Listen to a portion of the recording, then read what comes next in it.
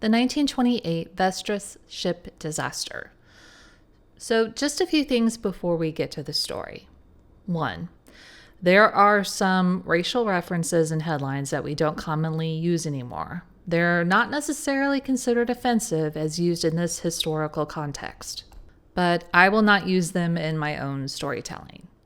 2, you may notice if you take a look at my notes that one of the newspapers I used for my research was the Daily Worker, a newspaper started in the 1920s in Chicago that was aimed at those who were interested in communism and socialism. I'm only using the pictures of the disaster from this newspaper, as the newspaper followed this story pretty closely, and that was due to the alleged poor working conditions on this and other ships. 3. As always, I could not get clearer information about the number of total passengers or how many died and how many survived. I'm using current internet information to get that, as the newspapers were all over the place, updating as they were getting information. The ship, the Vestris, left New York with 326 aboard, 128 passengers, and 198 crew, heading to Barbados and then moving on to South America. The Vestris was a liner with the Lamper and Holt line of ships.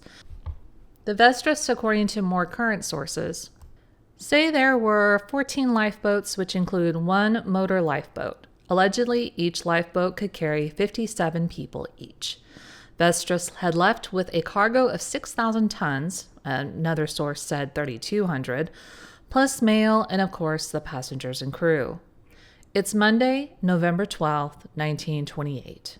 The Pooh show would start after the ship had been sailing for a bit and was now some 275 miles southeast of New York. The Evening Star's published radio communications from Monday, November 12th. 10 a.m.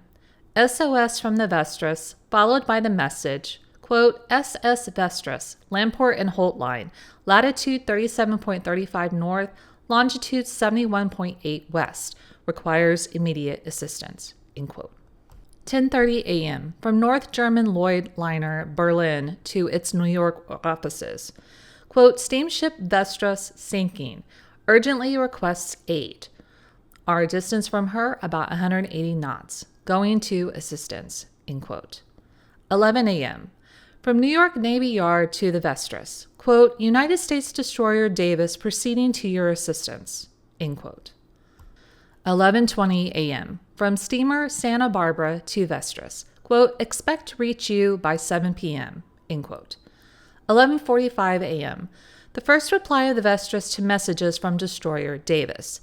Quote, developed 32-degree list to starboard while hove to last night, and now on starboard beam ends with deck underwater, end quote.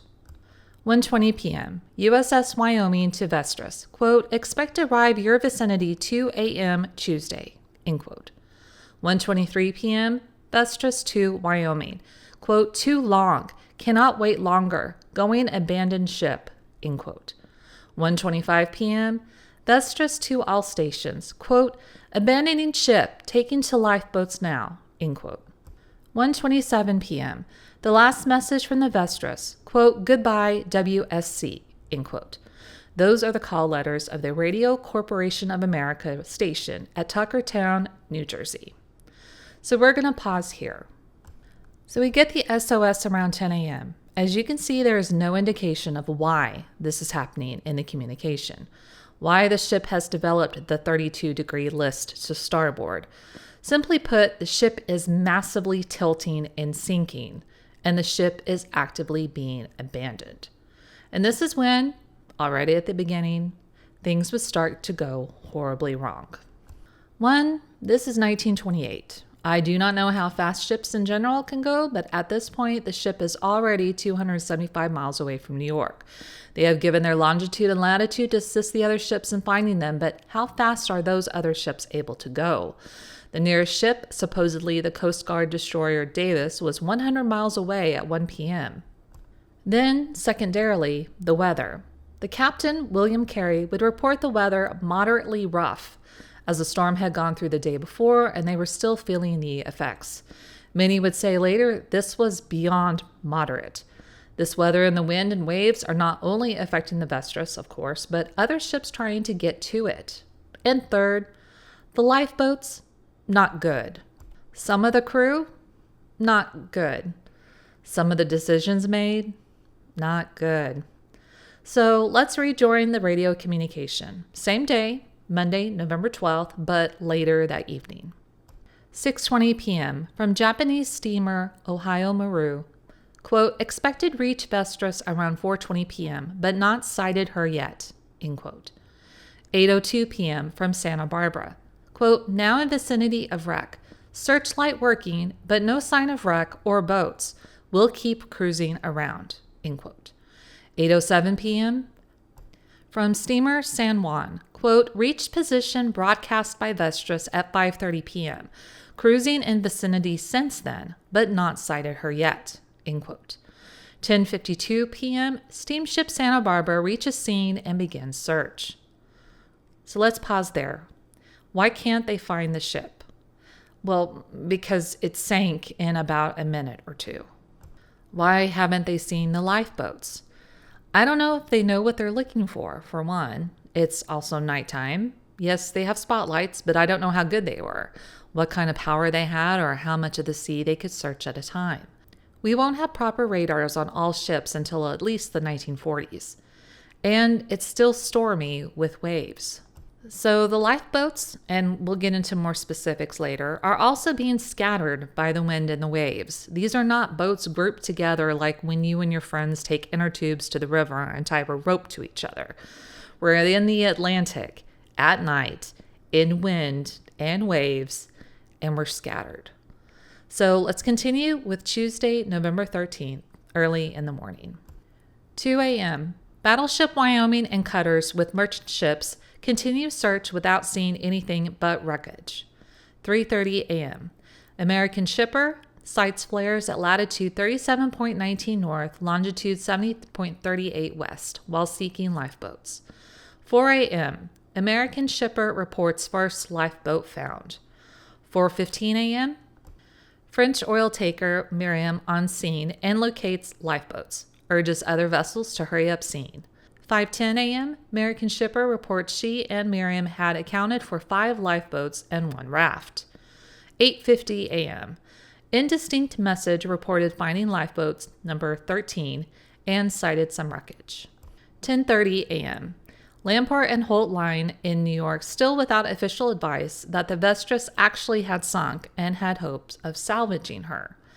10:45 a.m. Wireless reports from rescued vessels accounted for 203 of the 339, actually 326, passengers and crew.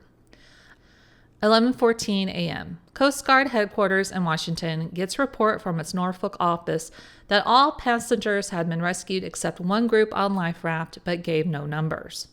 11:15 a.m., the liner Berlin reported picking up empty lifeboat at Vestris, but may have broken off from stricken liner. 11:19 a.m., liner Berlin says it will take on survivors picked up by tanker Miriam and proceed to New York. 9 boats, including the empty one, reported located, leaving 1 boat and raft not found. 11:24 a.m., American shipper says it would continue search until dark before starting to New York. Okay. I'm sure you have questions. As per usual, we're going to have to backtrack a bit, but not yet. So again, why did this happen? That would not come out for several months officially, but within a day of the disaster, it was felt that with the high wave condition, Vestris has shifted its cargo to such an extent that the boat tipped. The owners of the line, Lamport and Holt, are already refuting that a shift of cargo could not sink a vessel. Well, these are the same people who, at this point, think it hasn't sunk and it was possibly salvageable. No, dears, it's not.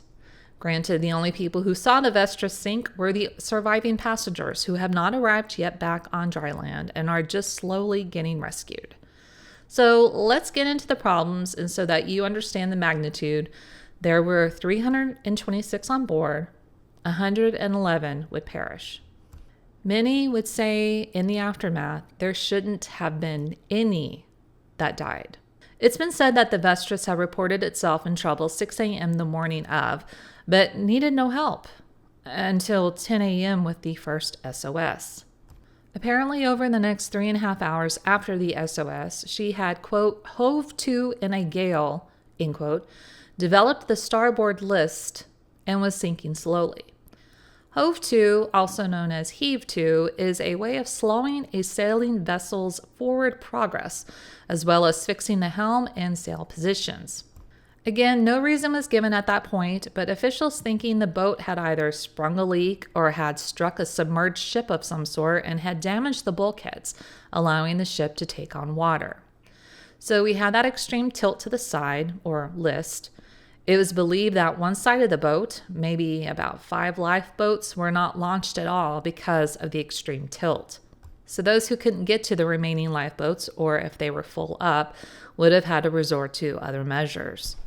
The survivors are arriving back in New York and have some tales to tell and blame to lay. The ship's officers are being blamed for not sending out an SOS call regarding the crap conditions of the lifeboats, which they deemed unseaworthy, and for the confusion and lack of instruction from the crew as the ship sank. Per normal sea rules, women and children were loaded into the first 2 lifeboats, which lifeboats broke from the davits while they were being loaded, and the women and children were thrown into the water while the ship was sinking. A davit is a crane-like device that is used to raise, lower, or support equipment on a ship or other structure. One of the boats had completely turned over as it hit the water. The other fell to pieces after it had struck the side of the Vestris. It's not outright said here, but given that the ship was actively listing and sinking, I would imagine anything being thrown into the water would be sucked down with it. If they did get into a lifeboat that didn't manage to toss them, they were then drifting in a stormy sea for at least 14 plus hours, with most, if not all, of the lifeboats leaking to some degree. The lifeboats that were launched, that is, there were several that weren't because they were on the other side of the ship. The rest who managed to flee the ship either by jumping into the water or having to eventually abandon a craft lifeboat were made to swim in the water and would eventually give up, exhausted, drowning, as the others watched. And this is the Gulf Stream, which was good only because the water was warmer than that of the more northern Atlantic. But we have sharks, and that's all I will say about that. Some would say that it was warmer to stay in the water than to be in the boat with the cold November wind. But the water wasn't safe either, obviously. So the first SOS call went out around 10 a.m. It wasn't until 3:30 the next morning, when survivors in the lifeboats sent up red flares, that the rescue ships could finally find them out there in the dark. The last known position of the Vestris before it was abandoned at 1:25 p.m. the day before was 37.35 north latitude and 71.08 west longitude, 240 miles from Sandy Hook and same distance from Cape Henry, Virginia. But radio bearings placed it much further west, hence why rescue ships had a heck of a time finding it, and it had already sunk at this point, or any of the lifeboats. The American shipper, first to see the red flares, sent out a communication and then stated, quote, "Now on scene, 1 lifeboat alongside us now," end quote. The second rescue vessel was the French tanker Miriam, who then communicated it too found a lifeboat. Miriam sent communication to the same ship Samuco, quote, "Come at once, more boats to pick up, and bound New York myself. Have rescued boat number 5, end quote. American shipper sent another message at 5 a.m., quote, "About 5 miles north of position where found first lifeboat, approaching 4 other lifeboats now," end quote. The liner Berlin came up upon an empty lifeboat. It was unknown if the passengers had been lost or if it had been washed off of the Vestris, one of the unlaunched boats, and was unoccupied. Once the weather cleared, Berlin would take the passengers Miriam had picked up and take them to New York. Berlin would also later rescue a man who was drifting in the sea, and we'll talk about him in a little bit. From where the American shipper rescued the passengers, it would take the ship 16 hours to get to New York, and the captain, D.A. Maloney, asked if they could please waive quarantine restrictions to the ship so it could go straight to its pier in the North River. Chief Surgeon Bowden on the ship American shipper said he had treated the 125 survivors on that ship for exposure or shock, 40 of them injured, 20 of them seriously. He had had to amputate the hand of one male passenger, the finger of another, and most of the women who had survived were suffering from extreme shock or exposure. Again, the exposure, I'm assuming, is hypothermia. We'll talk a bit more about the blame game, but for the most part, I want to tell the stories of the survivors and what the ones who lost their lives probably went through. Heroism, we do have some of these stories. Michael Sparks O'Laughlin, the chief radio operator who stuck to his post and sent out radio calls as long as he absolutely could. It's assumed he went down with the ship, likely still in the area of the radio. Archibald Bannister, a black boatswain's mate, along with Joseph Alexel and Fred Miracle, who swam to a lifeboat that had broken lost, maneuvered it back towards the ship as 22 men jumped off of the Vestris and swam to it to safety. Captain William Carey, per normal sea protocol, went down with the ship, wearing an overcoat but no life belt, or life vest, life preserver, life belt. The last survivor to see him allegedly was George Fanton, who was standing with the captain as the ship was sinking, Fanton being unable to swim. At one point, Fanton was thrown overboard into the water and was sucked under, but managed to pop back up. He cried out to 3 lifeboat crews to come get him. All of them would cry back, "We're too crowded." I cannot even imagine that. At least go over where he could hold on to the side. Anyway, a piece of wreckage saved his life. He floated on it for hours before finally being taken into a lifeboat. Mrs. Earl DeVore and her husband were sailing from Buenos Aires with Mr. and Mrs. Norman K. Batten.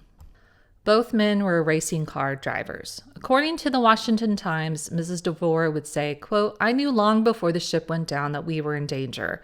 We were not alarmed, however, because all of the passengers had been assured what a good ship the Vestris was. We knew one SOS had gone out Sunday afternoon, but that it had been canceled.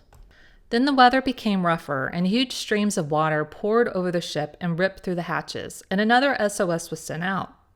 Finally, the Vestris began to list badly to the starboard side. Women and children were ordered into the first 2 boats. These 2 lifeboats were put over the port side. I understand one of them collapsed and the other sank because water poured through a hole in the bottom over which a piece of tin had been placed, in a last-minute effort by the crew to cover up the hole. As the ship was about to go down, I got into lifeboat number 8, accompanied by my husband. I was holding my dog in my arms. With us were Mr. and Mrs. Norman Batten. Water began to come in. "My God, these women can't stay in here," my husband cried out. He called up to Captain Carey, who was standing beside the ship. "Captain, you don't want so many people in this leaking boat, do you?" There was no answer from the captain, who was absorbed in rescue work. There had been considerable difficulty in lowering away, not only our lifeboat, but the others. Some of the boats were crushed and broken by the Vestris as it was listed over on top of the boat. There was a scramble for the boats, and all of the passengers could not be accommodated. The Vestris sank less than 15 minutes after my husband and I got in the lifeboat. We bailed the water out of the lifeboat, but it became more unseaworthy. I saw lifeboat number 1 pass. There were only 4 men in it. "For God's sake, come over here and take some of us off," I shouted. They did not want to do it at first, but finally came.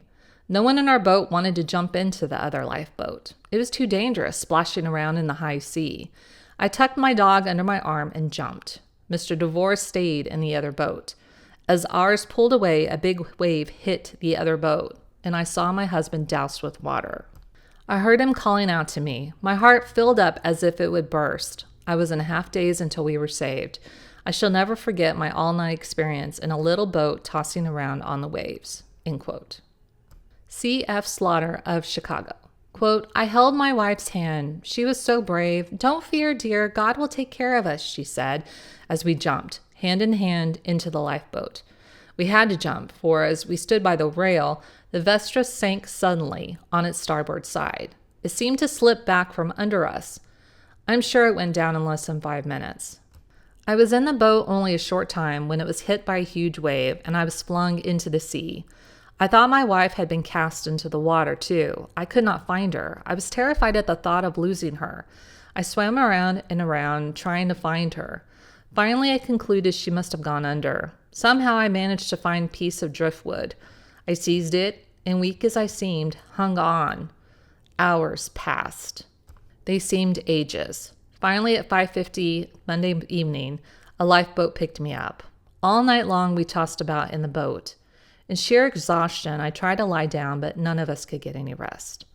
Rain fell at times, accentuating the hardship. I did not think that at any time that I would live through it.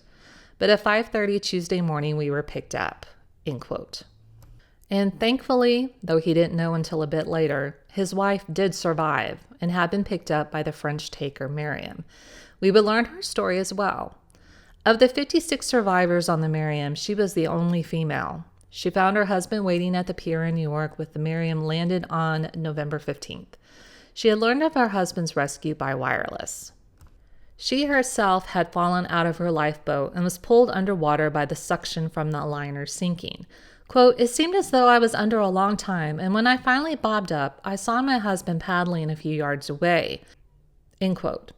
She was spotted by another lifeboat manned by Second Officer Leslie Watson, who jumped into the water to help support her in the water for what was maybe an hour. I think the lifeboat he had been in was floating away from them. Remember, the sea was very tumultuous. He flagged a passing lifeboat and helped her into it. She lay on the bottom of the boat, exhausted, hearing cries of despair, the crew of her lifeboat saying they were passing dead bodies. Captain Sorensen, a passenger on the Vestris, who was rescued by the American shipper, would say that the large loss of life was due to criminal negligence. Quote, "The loss of life from the sinking ship was due to criminal neglect. The engine room was flooded, as well as the boiler room and many of the cabins. That condition prevailed from early Sunday morning until Monday, when the captain sent out the first distress signals. When we asked him to call assistance earlier, he replied, 'There is no trouble.'" End quote. Once in a lifeboat, Sorensen took charge of a boat containing chiefly women and children. Quote, "While we were drifting, we went past another boat. In that boat was a woman who, I later learned, was Mrs. Earl DeVore of Los Angeles. She later told me the members of the crew with her refused to heed her pleas that she pick up her husband.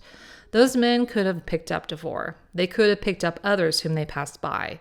It was in the Gulf Stream, and there were sharks in the water. I saw one man whose arm had been bitten off by a shark." End quote. Rescue ships are still out in the Atlantic looking for survivors and recovering the dead. Henry Schultz, another surviving passenger who was picked up by the liner Berlin. By 8 a.m. Monday, the day of the sinking, the passengers were ordered on the upper decks. Everyone had life belts. The sea was very high. Then came the mad rush for lifeboats, resulting in the sinking of one or two of them by overcrowding, and then the rescue. What's disturbing about his account is that the Vestris left port on Sunday already seemingly not to rights. Quote, "The Vestris had a little starboard list when she left on Sunday. Rough weather caused more and more list Monday. Early Monday, the engines were stopped, and at about 8 a.m., the women and children were ordered to the upper decks. The ship was drifting, and the crew threw the cargo overboard, but this proved a useless act. There was no warm coffee, no warm breakfast. We only had bread and cheese. The third-class dining room at noon was underwater. The crew and the officers, after the "to the lifeboat" signal had been given, assisted in clearing the boats, but 3 boats of the port side sank with the Vestris. The end of the disaster came very quickly while the passengers tried to get into the boats. The ship laid over on its starboard side and sank within 1 minute without any explosion. End quote. Schultz and 2 crewmen, seeing that sinking was happening, jumped into the water and got to lifeboat number 13, which had become detached from the ship.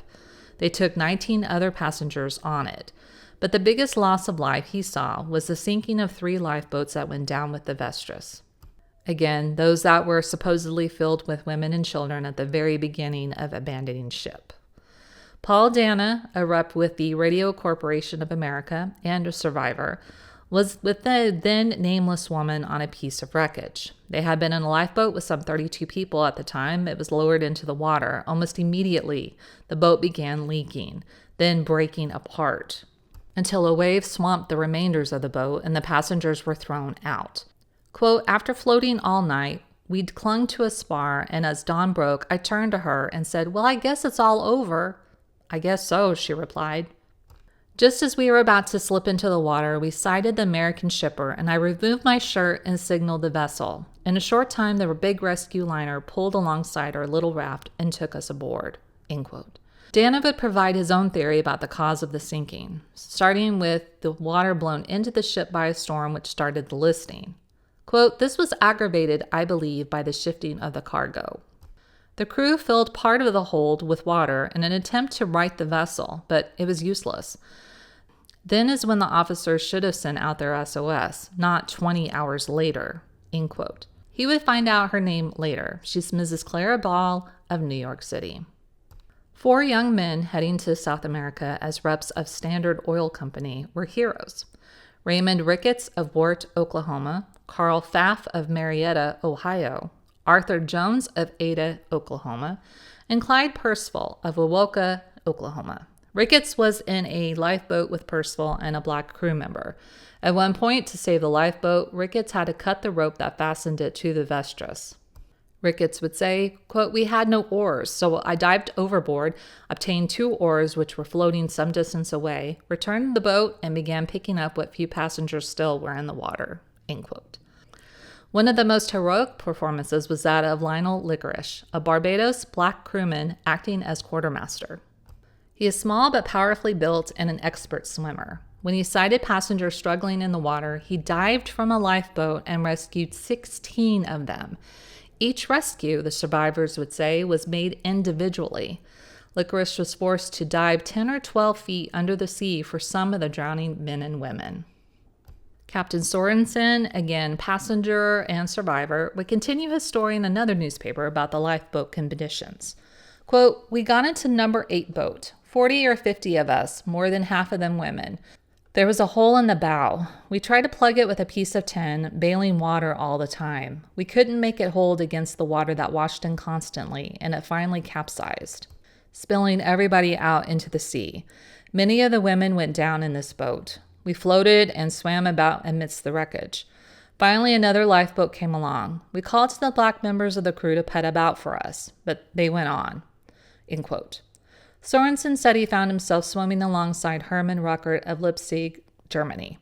Both men were to reach a lifeboat some distance away when Ruckert gasped, "My God, I can't go on. I'm giving up." Sorensen said he swam alongside Ruckert, encouraging him, and they succeeded in reaching the boat with 17 survivors. They put their boat about and picked up about 20 more. E.A. Johnson, connected with the Standard Oil Company and a survivor rescued by the American shipper, would say, quote, "The captain should have launched the boats long before he did. When they were launched, they were lowered on the wrong side, that is to say, the upper or port side." End quote. E.M. Walcott, an Englishman, agreed that much loss of life could have been prevented. Quote, "I certainly think Carey should not have waited so long to send for help. I stayed on the Vestris and decided to take my chances, but finally the ship went over, and I found myself on the side of the hull. In a moment there was a lurch, and the ship went down. I was pulled along with the suction. I came back to the surface, and I saw Captain Carey and a black stewardess. Carey had on his overcoat and did not seem to have a life belt. He bobbed up and down on the water a few times and then disappeared. He made no effort to save himself, so far as I could see. I helped the stewardess to get hold of a plank." End quote. Walcott said he was in the water about 3/4 of an hour and then swam up to a lifeboat. The black stewardess was with him. When the men in the lifeboat saw the woman was black, they told him he could come aboard, but that they had no room for the stewardess. Quote, "I said, 'You take her aboard.' I had to argue with them, almost fight them, but finally they agreed to take us aboard." End quote. Thankfully, someone still had some humanity at this moment. Jean Gladianes, pantryman on the Vestris, also was picked up by the American shipper, said he was in a boat with 26 women and children and 4 members of the crew. Quote, "A boom fell across the lifeboat just after it was launched and threw all the women and children into the water. I saw a child floating in the water and reached out to get it when I found my arm had been broken. I grasped the child anyway and straddled a plank. After floating for some time, I saw the child was dead and let it go. Soon afterward, I was picked up." End quote. Carlos Quiros, chancellor of the Argentine embassy in Washington, said, Quote, several of us stood waiting on the deck while the boats were being filled. I personally saw that one boat had a hole in it. I saw the sailors trying frantically to nail a board across that hole. And I saw that boat sink 100 feet from the ship's side, throwing 60 persons into the sea. End quote. Queiroz said that crew apparently had had no practice in loading and launching the lifeboats, and that if they had, they were so excited they were unable to execute their duties capably. Quote, it was very clumsy. They seemed to lose their heads. Only the chief officer and the second steward seemed really to accomplish anything. End quote. He would continue his story to another newspaper saying, quote, I started to get in a boat which I think was number 8. I got one foot in it and saw it was overloaded, so I stepped back and leapt into the sea. End quote. Queiroz was later picked up by lifeboat number 13 after swimming in the sea for some time. There were 23 others in lifeboat number 13, he said. While he swam about in the wreckage-filled sea, Queiroz said he saw many people swimming near him. O.L. Maxey of Richmond, Virginia, criticized the ship's officers for not sending out an SOS Sunday night. Quote, Captain Carey seemed undecided and did not seem to know what to do. The lifeboats leaked. There were holes in every one of them, and we spent most of the time bailing out water. We had nothing in the boat except crackers and water. If the first SOS had been sent out the night before, I believe there would have been no occasion for loss of life. End quote. T.E. Mack, a construction engineer from Teoka, Wyoming, who was on his way to Brazil with Maxey, gave a vivid description of the storm and difficulty experienced in lowering the boats. Quote, the hurricane started Sunday at about 4 o'clock in the afternoon. Soon after, there was a decided list of the ship, which continued all day. Sunday night, the ship started to roll like a bottle, and she began to list more and more on the starboard side as each hour passed. The passengers became nervous. All the paraphernalia on the port side was ripped from their fastenings. But at 6 a.m. Monday, when the sea became calmer and the gale died down, the starboard side continued to list more heavily. In fact, it was dipping into the sea. Captain Carey ordered all passengers on deck and ordered the lifebelts distributed. Then the crew began to lower the lifeboats. It took 2 hours to lower 4 lifeboats, numbers 4, 6, 8, and 10. And while number 8 was being lowered, she crashed into the side of the ship, stoving in the lifeboat. The passengers, most of whom were women and children, tumbled into the water. It was a horrible sight. Confusion soon overwhelmed the passengers who had not yet got into the lifeboats. From every side there came the screaming and howling of women and children. One woman in lifeboat number 8 had 2 children with her. When the boat tumbled into the water, her life preserver was torn from her, and all 3 fell into the sea. They disappeared. Throughout all the panic, Captain Carey appeared calm, but he also appeared undecided as to what to do. Lifeboats number 4 and 6 were lowered so late that they capsized. End quote. Mack would say of Maxey, quote, we had been pals so long we decided to die like pals, so we swam on together. Maxey was very courageous, end quote. Frederick Gill, black seaman, who was rescued. Gill was on duty in lifeboat number 6, one of the first that the crew of the Vestris attempted to launch. There were almost 30 women and children in that lifeboat, he said. Quote, they crawled down the side of the ship to get into the lifeboat, end quote.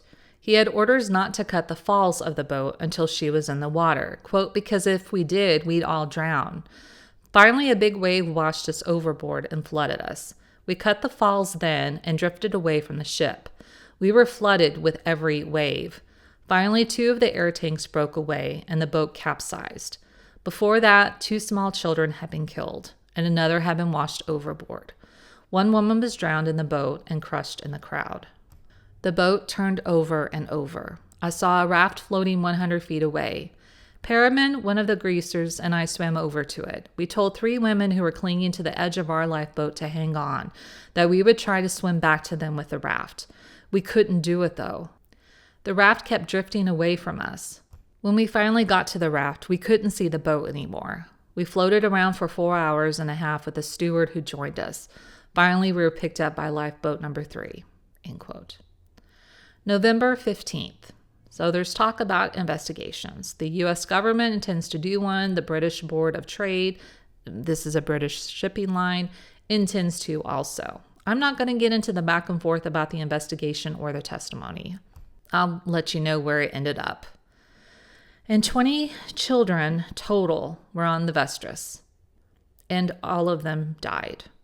All of the women, but 11, also died.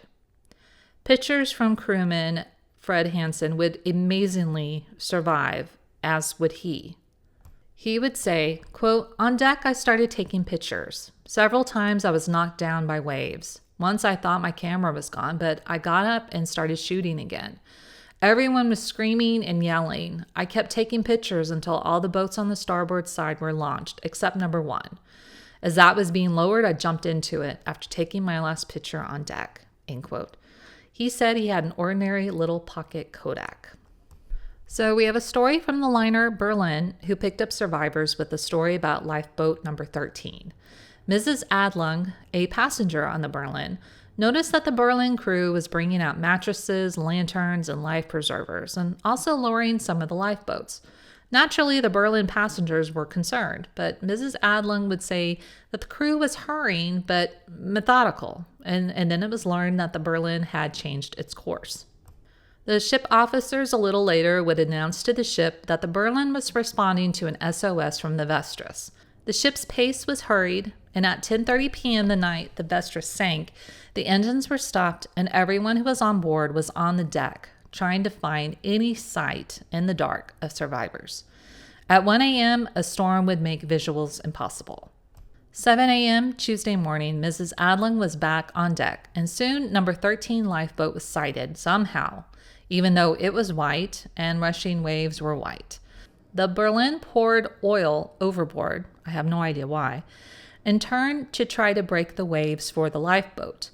Rope ladders were dropped, and the Berlin crew assisted. The first man, grimy with oil, I would assume actually from the Vestris and being in the water for a time, came up on the deck, looked up at the sky, and laughed. Mrs. Adlung would say, quote, "I'll never forget that laugh," end quote. They would ultimately rescue 22 from that lifeboat. Then 3 hours later, the Berlin would sight a swimmer, Carl Schmidt, who had been in the water for 23 hours. Both the Berlin and a second ship would steer to try to allow Schmidt to get to the boat without creating waves for him. Hard to do, but after some time, he was able to grab one of their life preservers, and they hauled him in. Schmidt would be said to be a hero, waving off any attempts to get into a lifeboat to make sure others were safe. But he would never tell his story and seemed to just simply want not to think about any of this anymore. Can't blame him. November 16th. The battleship USS Wyoming picked up 8 survivors with tales of heroism of 3 black men who worked in the boiler room of the Vestris and the other 5 survivors who were all women. Mrs. Teruko Inoue, wife of the Japanese consul of Buenos Aires, who died in the disaster along with Mrs. Norman Batten, wife of one of the race car drivers who also perished. Mrs. Inoue clung to her husband to save him from the waters, even after he had drowned, when she finally had to let go of him when the Wyoming found the lifeboat. Mrs. Batten's husband, along with Major Inoue and other men in the badly crowded lifeboat, had exhausted themselves in bailing and riding a lifeboat that continued to capsize in the high seas.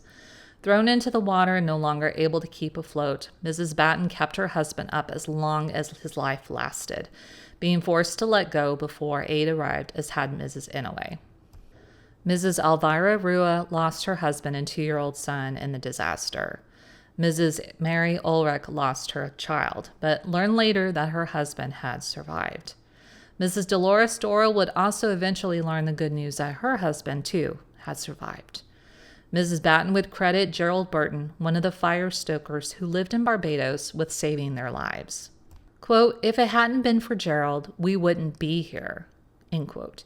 He was said to have told her, quote, "Stay with me and I won't let you drown," end quote. November 19th. Services are slowly being held as some of the bodies are being sent internationally and back to the States. November 22nd. The black firemen who worked in the stovehold, who get blamed later for stuff, Joseph Boxhill would say they worked chained together with water sloshing around while they passed buckets of coal into the only working boiler. I believe they were chained together to keep them upright. Quote, I became exhausted and sick, so sick that I had to go on deck and lie down. This was Monday morning, and I hadn't had any food since 5 o'clock Saturday night. For hours, we had been working like slaves. When the water was flooding the ship, 8 firemen and 4 coal passers were ordered to form a bucket brigade to help bail out the ship. We worked hard and long, but it didn't do any good. The water just kept coming in, getting worse all the time. End quote. While he was lying sick on deck, Boxhill testified, the first officer came along and shouted, all firemen below! Other firemen had come up on the deck because of the waterlogged conditions below and because they were exhausted. Quote, sick as I was, I had to go down again. End quote. The firemen toiled hard trying to keep up steam by passing coal into the remaining boiler, the others having gone out of commission, but finally gave it up as a hopeless task, and they nearly all came up. This was shortly before the Vestris went down. Question by U.S. Attorney Charles H. Tuttle. Did the stokers stay and obey orders as long as they could? Answer. Yes, they did. Boxhill testified he had been a fireman for 10 years. When he started out on this fatal voyage, he noticed when he went on duty at midnight that a lot of water was seeping into the ship and that it was listing. Question, had you ever noticed a list on previous trips? Answer, yes. When he resumed duty at noon Sunday, the list was more pronounced, Boxhill said, and considerably more water was rushing in through the ash dump. Some of the crew, quote, went to work on the leak, end quote. The storm was at its height at this stage. The aft stokehold was flooded. The firemen had to stand in water. Quote, things were bad Sunday midnight. The trimmers couldn't trim. We couldn't use wheelbarrows. We had to carry the coal in bags and buckets. The list was so heavy. At 4 a.m. Monday, the steam was falling off. Later, 2 boilers went out of commission. At 8:30 a.m., firemen in the stokehold were chained to stanchions so they could stand to fire the last boiler, end quote. He testified he went on deck about noon when the situation was grave and got in lifeboat number 4, containing mostly women and children. Quote, it was lowered to above 5 feet from the water and stayed there for over half an hour. Then the Vestris lurched, went over on its starboard side, and the lifeboat was hurled into the sea, end quote. November 23rd. Owners are being blamed for not putting money back into their ailing ship. Chief engineer blamed the group of black men he accused of mutinying. I don't know if that's a real word. The volume of water in the vessel would have been maintained as long as they had steam, but the stokehold crew deserted before noon on the day the ship sank, and we've already heard their story about the fruitless attempts to try to keep the ship running. The engineer also thought that the listing was because of the wind, that the water in the coal bunkers was because of the wind, that the list was the same all day Sunday. But then he got called out for having previously testified that the list increased all day, that on the day it sank at 11 a.m., he told the captain it could stay afloat. Yeah, chief engineer? Edward Walcott, who we mentioned earlier, businessman of British Guiana, would say, quote, my last recollection of the captain alive was just that the ship was sinking. He was on the hurricane deck, giving directions regarding the handling of lifeboat number 6, which had been stowed in. I saw a man with a piece of tin trying to tack it down over the hole. Captain Carey was shouting. His voice was hoarse. On the last order, his voice broke. After the ship sank, I saw his body floating in the water. He wore no life preserver, end quote. The veteran captain had died true to the traditions of the sea. July 31st, 1929. 3 New York agents of the Lamport and Holt line, David Cook, Harry Wheeler, and Captain Heasley were, quote, found guilty of wrongful acts and default, which contributed to the loss of the liner Vestris, end quote. After the Board of Trade in London investigated the disaster, Cook was ordered to pay $2,500 to the Board of Trade lawyers for the inquiry's expenses. The findings were that Cook did not take proper and adequate measures to make sure that the ship was not overloaded. Wheeler also guilty of the same thing, but not as much Cook, and Heasley even less than Wheeler and Cook. The 5 official contributory causes. 1. Loading the vessel beyond the load line. 2. The tender condition of the ship. They don't elaborate here, but basically the ship wasn't in the best of conditions. We've already heard about the holes in the lifeboats, for example. 3. Insufficient margin of stability and reserve of buoyancy. 4. Heavy weather and high seas, which caused the vessel to list to the starboard. 5. Water finding its way into the lower bunkers, saturating the coal, causing a list, and probably preventing the pumps from working efficiently. Unfortunately, in addition, there was no real order of abandoning ship. Passengers and crew were not getting into the properly assigned boats. Boats were not properly lowered. They were not lowered on the starboard side instead of the port side. SOS came late. As with any disaster, especially those that are preventable, safety measures will be put into place against overloading, and that the Board of Trade will revise the regulations governing the position of the load line. The intention is to get complete international agreement on regulations and safety measures. Obviously, all who even survived the disaster are more than likely gone by now, but rest in peace to them all. Those who lost their lives in the disaster, their families, and those who had to go through it and managed to survive. See you next week.